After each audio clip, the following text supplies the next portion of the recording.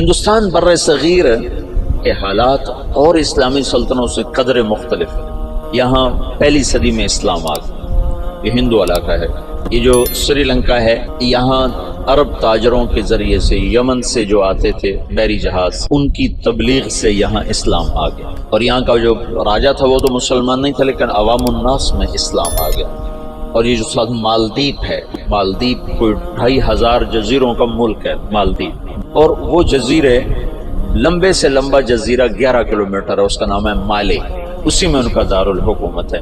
باقی سارے جزیرے بس ایسے جیسے تمہارا مدرسہ ہے، اتنا ایک جزیرہ ہوگا۔ تو یہ ان جزائر سے ایک قافلہ جا رہا تھا، اس میں یہاں کچھ عرب قبائل آباد ہو گئے تھے، تو ایک قافلہ بحری جہاز پر سری لنکا کے بادشاہ نے تحفے تحائف ولید بن عبد الملک کو دی، ان سے دوستی لگانا چاہتا تھا۔ تو جب یہ کراچی کے قریب گزرا بحیرہ عرب سے، تو تیبل یہ دریائے سندھ کے کنارے تھا، تو وہاں سندھ کے ڈاکوؤں نے بحری جہاز پہ حملہ کیا اور قافلہ بھی لوٹ لیا، اور عورتوں کو بھی قید کر لیا، مردوں کو کچھ قتل ہو گئے۔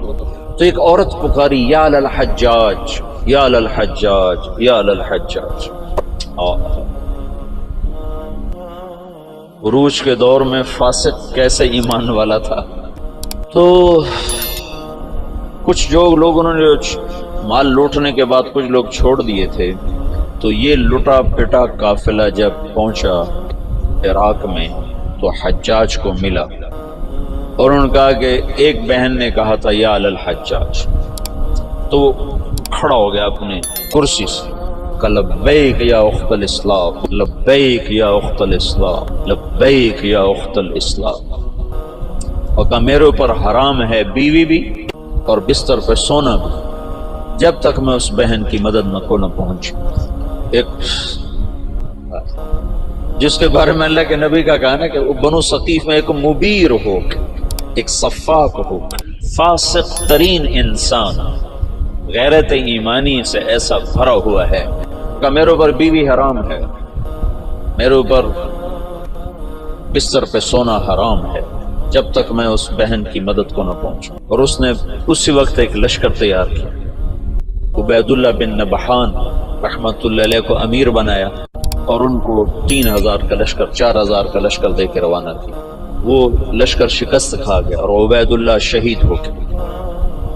پھر اس نے دوسرا لشکر روانہ کیا، بدیل بن طفہ رحمت اللہ علیہ کی سرکردگی میں، وہ بھی شہید ہو گئے، اور دونوں لشکروں کو شکست ہو گئی۔ پھر اس نے شامی قبائل جو عرب کے قبائل جو شام میں آباد تھے، ان کا عراقیوں سے بڑا مختلف مزاج تھا، تو اس نے ولید بن عبد الملک سے اجازت چاہی کہ مجھے سندھ پہ حملے کے لیے شام سے لشکر، اور میرا خزانہ ختم ہے، مجھے پیسے بھی دیں۔ تو ولید نے کہا میں یہ محاذ نہیں کھول سکتا، ابھی ترکستان میں محاذ کھلا ہوا ہے، شمالی افریقہ میں محاذ کھلا ہوا ہے، چین کی طرف محاذ کھلا ہوا ہے، میں چوتھا محاذ نہیں کھول سکتا۔ تو حجاج نے کہا جتنا پیسہ مجھے دو کے قرضہ ہے، اور میں یہ دگنا کر کے بیت المال میں واپس کروں گا۔ تو شامیوں کا 4000 کا لشکر تیار، اور اس کا اپنا سگا بھتیجا تھا محمد بن قاسم، اور حجاج نے اپنی بیٹی زبیدہ اس کے نکاح میں دی ہوئی تھی، اس کو منتخب کیا اور اس کو 12000 کا لشکر دے کے روانہ کیا، اور باقی جو ساز و سامان تھا وہ سمندر کے ذریعے سے بھیجا، اور ہر 3 دن کے بعد اس کے پاس خبر آتی تھی۔ اس نے ڈاک کا ایسا نظام بنایا کہ ہر 3 دن کے بعد خبر حجاج تک پہنچتی تھی۔ اس طرح راستے میں چوکیاں قائم کی، اور پورے جنگ کا نقشہ حجاج بصرے میں بیٹھ کے خود کنٹرول کر رہا تھا۔ تو یہ بدھوں کا شہر تھا، جو دیبل تھا نا بدھوں کا، تو اس میں ایک بڑا گنبد تھا، اس کے اوپر ایک جھنڈا تھا۔ تو ان کا یہ عقیدہ تھا جب تک یہ جھنڈا نہیں گرتا اس شہر کو شکست نہیں ہو سکتی۔ تو مسلمانوں نے زور لگا لیا۔ حجاج بن یوسف نے ایک توپ بھیجی تھی، توپ منجنیق، پتھر پھینکنے والی، وہ اتنی بڑی تھی اس کو 500 آدمی کھینچتے تھے، تو اس کو بحری جہاز پہ بھیجا تھا۔ تو وہ نصب تھی، اور توپ اس گنبد پہ نشانہ نہیں فٹ ہو رہا تھا۔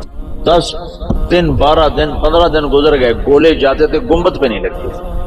تو حجاج بن یوسف نے وہاں سے خط لکھا کہ اس توپ کا زاویہ 1 درجہ نیچے کر کے فائر کرو، 1 درجہ نیچے کر۔ اور محمد بن قاسم اس دن خود توپ پر آئے، ان کا آج میں خود پھینکوں گا۔ تو محمد بن قاسم نے خود اس کو کھینچ کے جو پھینکا تو پہلا ہی پتھر جا کے جھنڈے پہ لگا اور گنبد پہ لگا اور گنبد ٹوٹا تو شہر والوں نے ہتھیار پھینک دیے۔ یہ 90 ہجری کی بات بتا رہا ہوں، 90 ہجری میں اسلام کا پہلا داخلہ ہے فاتحانہ۔ ویسے تو سری لنکا ہندوستان کا حصہ تھا، وہاں اسلام پھیل چکا تھا دعوت کے ذریعے، لیکن فاتحانہ انداز میں جو مسلمان بر صغیر میں داخل ہوئے ہیں تو محمد بن قاسم رحمۃ اللہ علیہ اس کا ذریعہ بنے اور دیبل فتح ہوا ہے۔ پورا ہندوستان 2 حصوں میں تقسیم تھا، ہند اور سندھ۔ سندھ یہ نہیں جو آج ہے، یہ سندھ بمبئی تک تھا اور دیپال پور تک اور ادھر سے بمبئی تک، یہ ایک پورا علاقہ تھا، باقی ہند الگ علاقہ تھا۔ راجہ داہر اس سارے کا بادشاہ تھا۔ راجہ داہر ایک دفعہ بیٹھا تھا تو ایک نجومی آیا، تو اس کی بہن بھی ساتھ بیٹھی تھی، تو اس کی بہن نے اپنا ہاتھ دکھا دیا نجومی کو کہ میرا ہاتھ دکھا۔ نجومی نے کہا یہ لڑکی آئندہ سندھ کے بادشاہ کی بیوی بنے گی۔ تو راجہ داہر پریشان ہو گیا، یہ میری گھر میں میرا دشمن پیدا ہو رہا۔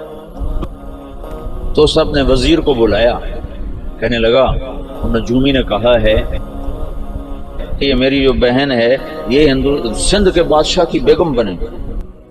تو وزیر نے کہا تو خود شادی کر لے سے قصہ ہی ختم۔ میں نے کہا بے غیرت مجھے کروائے گا، ساری دنیا کیا کہے گی بہن سے شادی کر لی۔ تو وزیر چپ ہو گیا۔ اس نے ایک بکری لے کر اس پر مٹی کی تہ پہلے اس پر اچھی طرح لگائی، پھر اس کے اوپر باریک مٹی ڈالی، پھر اس پر پھول کے بیج ڈالے اور اس کو ہلکا ہلکا پانی لگوانا شروع کیا۔ تو اس کے پشت کے اوپر پھول ہی پھول ہو گئے۔ تو اس نے وہ بکری ایک نوکر کو دی کہ جاؤ اسے بازار کا چکر لگواؤ۔ میں چکر لگوایا تو سارا شہر اکٹھا ہو گیا، بکری کے اوپر پھول، بکری کے اوپر پھول، سب حیران پریشان۔ اگلا دن کا پھر چکر لگاؤ، پھر لوگ اکٹھے ہو گئے، اگلا دن پھر چکر لگاؤ، پھر تھوڑے ہو گئے، پھر چوتھے دن اور تھوڑے ہو گئے، 5 دن اور، 6 دن اور، 7ویں دن کوئی بھی دیکھنے نہیں آیا۔ تو وہ بکری لے کر داہر کے پاس آ گیا، کہنے لگا اس بکری میں تیری کہانی لکھی ہوئی۔ وہ کیسے؟ تب پہلے زیادہ لوگ تمہیں گالیاں دیں گے، پھر اسے تھوڑے گالیاں دیں گے، پھر اسے تھوڑے گالیاں دیں گے، پھر ایک دن چپ کر جائیں گے، تو اسے شادی کر لیا۔ اس بکری سے اس نے اس کو دلیل سمجھائی، تو اس کم وقت نے حکومت کے لالچ میں اپنی بہن سے شادی کر لی۔ حالانکہ ہندو بھی بڑے غیور، بڑے غیرت والے، یہ راجپوتوں کی تاریخ ہے، بہت غیور لوگ ہوتے تھے۔ یہ تو آپس کی لڑائیوں کی وجہ سے بے وقوفی کی حد تک آپس میں لڑتے تھے، تو غیروں کو ان پر چھا جانے کا موقع اس وجہ سے ملتا تھا۔ تو وہ اس نے اپنی بہن سے شادی کر لی۔ جب محمد بن قاسم حملہ آور ہوا تو راجہ داہر سندھ بمبئی دیبال پور تک کا حکمران تھا۔ تو روہڑی کے قریب ان دونوں لشکروں کی پھر جنگ ہوئی۔ تو اس سے پہلے محمد بن قاسم نے لکھا حجاج بن یوسف کو کہ سارا سندھ اکٹھا ہو چکا ہے اور میرے ساتھ صرف 12,000 مدد کے لیے لشکر بھیجو۔ تو فاسق اور صفاق کا خط سن، حجاج کا خط ہے کہ اللہ کے رسول کا فرمان ہے 12,000 کو کمی کی وجہ سے شکست نہیں ہو سکتی، اور تم 12,000، لہذا تمہیں اس وجہ سے شکست نہیں ہو سکتی کہ تم تھوڑے۔ جب میرا خط پہنچے تو سارے لشکر کو آخرت کی ترغیب دی اور اللہ کی رضا پہ مرنے کے لیے تیار کرو، اور میرے پاس کوئی لشکر نہیں تمہیں بھیجنے کے لیے، میرے پاس کوئی سرمایہ نہیں تمہاری مدد کے لیے، تمہارا اللہ تمہیں کافی ہے۔ یہ حجاج کا خط تھا محمد بن قاسم کے نام۔ تو پھر انہوں نے روہڑی کے قریب دریائے سندھ کتنا پھیل جاتا ہے، انہوں نے وہاں سے دریا پار کیا، اور روہڑی کے آس پاس اب بھی اس کے کھنڈرات ہیں۔ یہ خوفناک جنگ لڑی گئی جس میں راجہ داہر قتل ہوا، اور اللہ تعالیٰ نے مسلمانوں کو فتح دی، اور محمد بن قاسم ملتان تک 92 ہجری میں 90 میں داخل ہوا، 92 میں 2 برس کے بعد ملتان پہنچا، اور اس کے حسن سلوک سے لوگ ہندوؤں نے جو مسلمان نہیں ہوئے تھے انہوں نے محمد بن قاسم کے بت بنائے اور اس کی پرستش کرتے رہے۔ یہ اس طرف سے 92 ہجری میں اسلام داخل ہوا۔